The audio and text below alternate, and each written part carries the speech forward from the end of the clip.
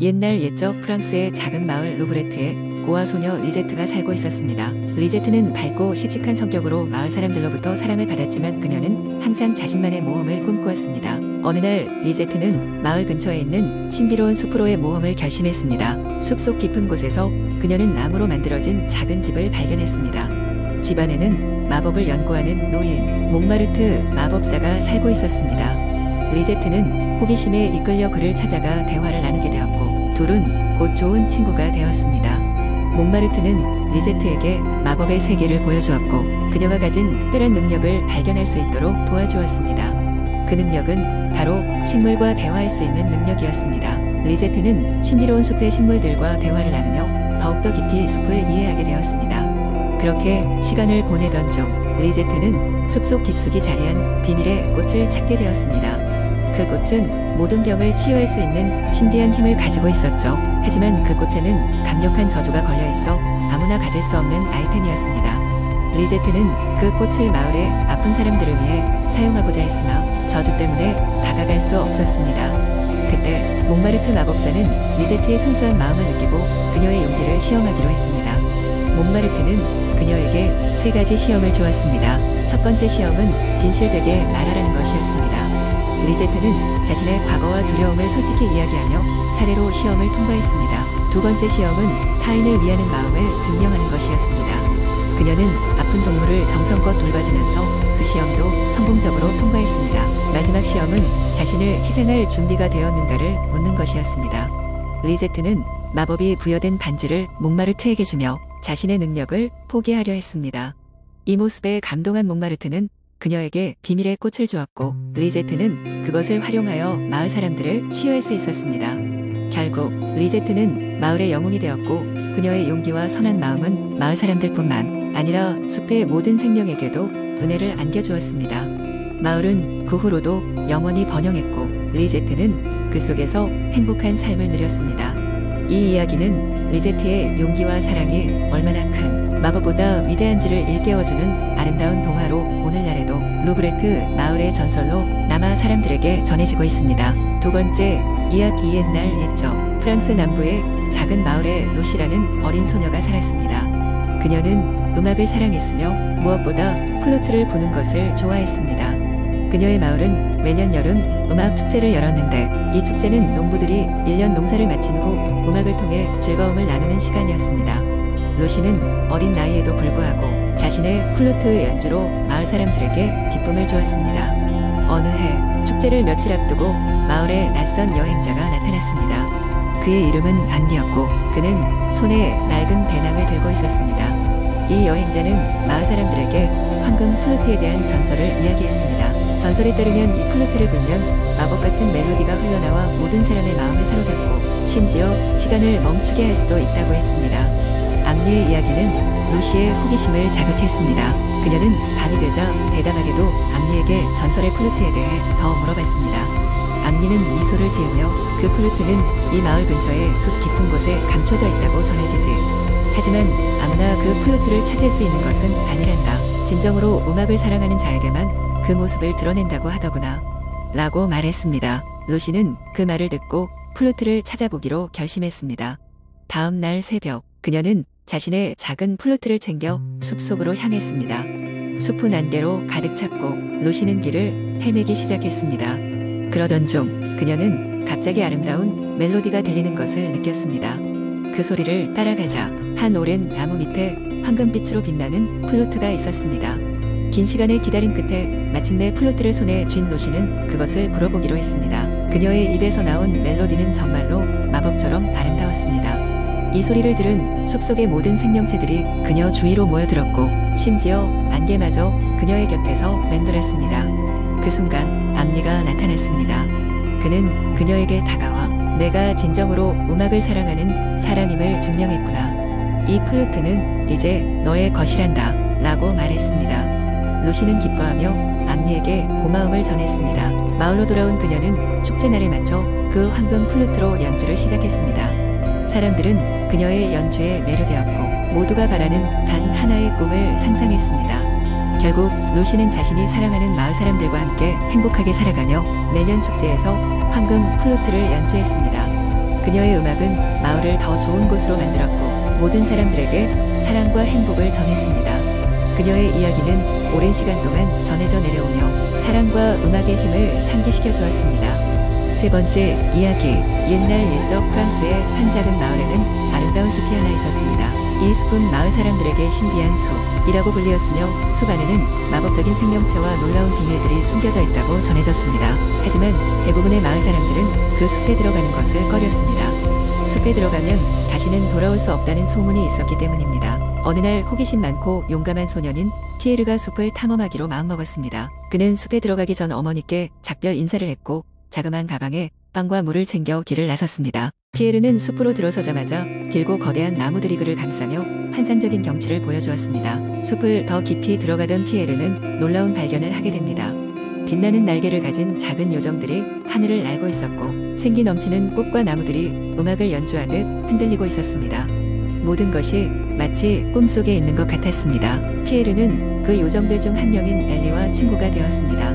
엘리는 피에르에게 이 숲이 가진 비밀 중 하나를 알려주었습니다. 숲의 중심부에는 마법의 샘이 있는데 그 샘의 물은 어떤 병이든 고칠 수 있는 힘이 있다고 했습니다. 그래서 숲이 마을 사람들에게 그만큼 중요한 것이었습니다. 피에르는 엘리와 함께 마법의 샘으로 향했습니다. 샘의 경계에는 커다란 돌로 만들어진 아름다운 조각상이 있었고 그 조각상은 숲의 수호신이라고 했습니다. 엘리는 피에르에게 조심스럽게 물을 떠서 병에 담아가도록 했습니다.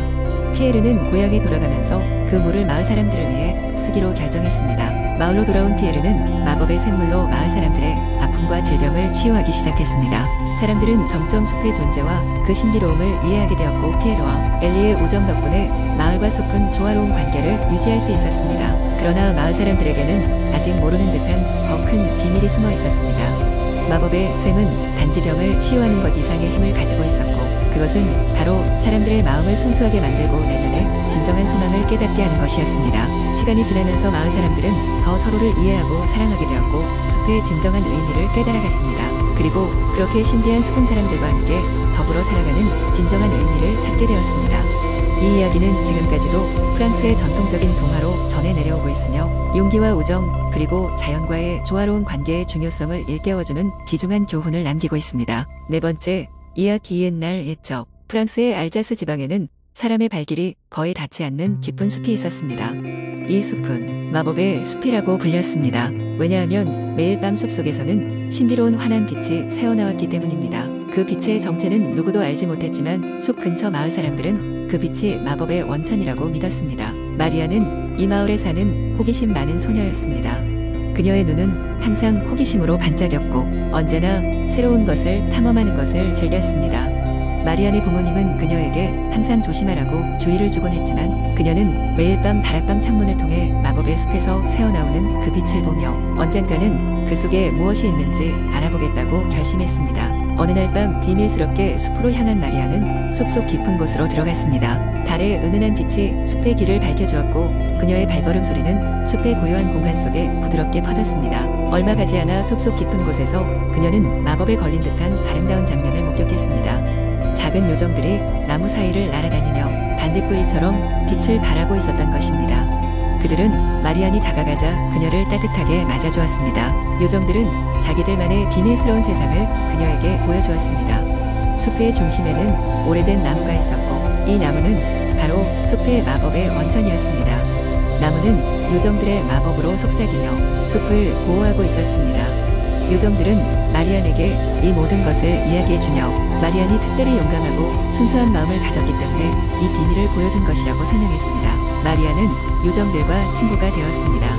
그녀는 마을로 돌아와 부모님께 숲에서 겪은 이야기를 들려주었습니다. 처음에 그들은 믿지 않았지만 마리안의 진지한 태도와 변화된 모습에 결국 그 이야기를 믿게 되었습니다. 숲의 이야기는 마을 전체로 퍼졌고 사람들은 그 후로 숲을 더욱 존중하게 되었습니다. 이후로도 마리아는 종종 숲을 방문했고 요정들과 함께 지내며 많은 추억을 만들었습니다. 숲에서는 언제나 새로운 것들이 그녀를 기다리고 있었지만 무엇보다도 그녀는 자신이 접한 모든 마법보다 소중한 우정과 사랑을 얻었다는 것을 깨달았습니다. 그리고 그 이야기는 계속해서 전해져 내려오며 사람들에게 용기와 순수함의 소중함을 일깨워 주었습니다. 다섯 번째 이야기. 옛날 옛적 프랑스의 작은 마을에 피에르라는 청년이 살고 있었습니다. 피에르는 용감하고 헌신적인 사람이었지만 그의 가족은 가난하여 매일매일을 힘겹게 살아가고 있었습니다. 피에르는 항상 자신과 가족에게 더 나은 삶을 제공할 방법을 고민하며 하루를 시작했습니다. 어느 날 아침, 피에르는 숲을 지나가며 목재를 베고 있었습니다. 그의 도끼질이 나무의 리듬을 이루고 있을 즈음 갑자기 희미한 빛이 그의 눈길을 끌었습니다. 호기심에 가까이 다가간 피에르는 땅에 파묻힌 작은 편자를 발견했습니다. 편자는 일반적인 말편자와 달리 빛을 반사하며 신비로운 광채를 내뿜었습니다. 피에르는 이 행운의 편자가 자신과 가족에게 행복을 가져다 줄 수 있다고 믿으며 편자를 조심스럽게 주머니에 넣고 집으로 돌아갔습니다. 그날 밤 꿈속에서 한 자상한 노인이 나타나 말했습니다. 이 편자는 특별한 운명의 편자다. 너의 용기와 선한 마음으로 사용하면 5가지의 소원을 들어주겠다. 하지만 욕심부리지 말거라. 다음 날 아침, 피에르는 꿈이 단순한 꿈이 아님을 직감했습니다. 그는 첫 번째 소원으로 가족의 가난에서 벗어나고 싶었습니다. 편자를 손에 든 피에르는 조용히 소원을 빌었습니다. 갑자기 눈이 부심과 함께 그의 작은 집은 아늑하고 따뜻한 새 집으로 변했습니다. 가족들은 놀라움과 기쁨에 가득 찼습니다. 피에르는 마을 사람들의 고충을 돕기로 결심했습니다. 이웃 농부들의 작물이 열매를 맺지 못해 고생하고 있다는 것을 알았던 그는 두 번째 소원으로 모든 농작물이 풍성하게 자라게 해달라고 빌었습니다. 몇 주 만에 마을은 풍년을 맞이하게 되었고 사람들은 기쁨에 넘쳤습니다. 하지만 피에르는 자신이 가진 소원이 무한하지 않음을 알고 있었습니다.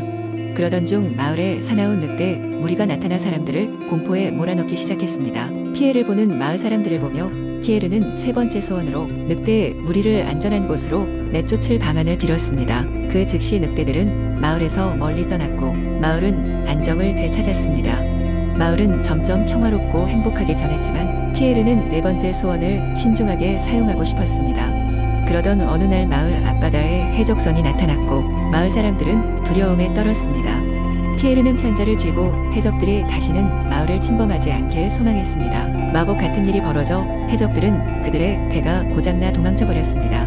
이제 마지막 소원만이 남아있었습니다. 피에르는 이 마지막 소원을 오랫동안 고심했습니다.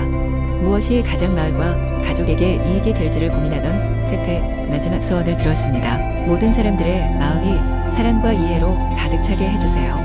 결과적으로 마을 사람들은 서로를 더 이해하게 되었고 마을은 평화롭고 행복한 곳이 되었습니다. 피에르는 더 이상 소원이 필요 없이 자신의 노력으로 마을을 위해 계속 일했습니다. 그는 자신의 용기와 따뜻한 마음으로 결국 마을의 진정한 영웅이 되었고 사람들은 그를 오래도록 기억했습니다.